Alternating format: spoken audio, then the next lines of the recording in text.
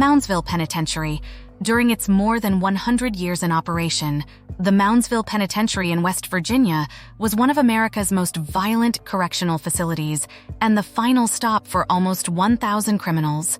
Many men were hanged or killed in the electric chair, while others were murdered by other prisoners. Trans-Allegheny Lunatic Asylum.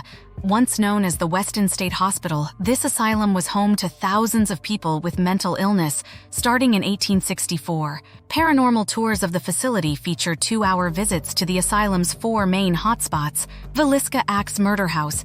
Moore, his wife, their 4 children, and 2 young girls who were overnight guests rocked the small town of Villisca, IA, and the murderer was never identified. Over the years, residents of the home reported visions of a man with an axe, children crying, and unexplained paranormal activity. In 1994, the home was restored to its original condition, with no indoor plumbing or electricity. Sammy Dean. The town is now home to just 400 residents, down from 15,000 in its heyday, but legend has it there are plenty more ghostly residents from the days of mining accidents and gunfights. Her beautiful spirit roams the alleys looking for her killer, who was never found. Cuban Club. Cuban Club, also known as Circulo Cubano de Tampa, can be found in Tampa's Ybor City neighborhood.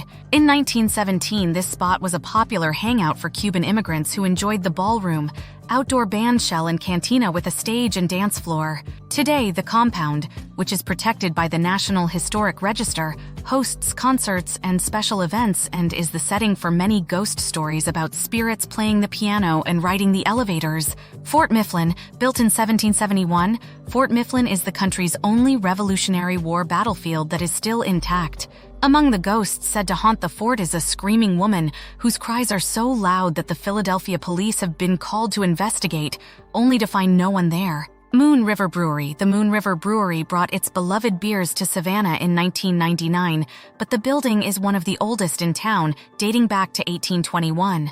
In its original incarnation, it was the City Hotel, a high-end hotel with a history of violence during the Civil War. Men were killed in the hotel during heated skirmishes, including a Yankee who was beaten to death by locals in 1860.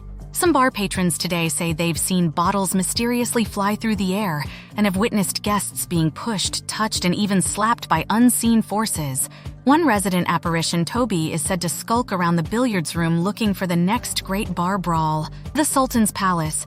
But in the 1800s, this residence was a house of horrors for the Sultan, a wealthy man with a depraved lifestyle, multiple wives and children, and a harem of women and young boys held against their will. But the greatest mystery in the house was the Sultan's demise, when he was buried alive in the courtyard after his family and harem were hacked to pieces in a bloodbath by an unknown perpetrator.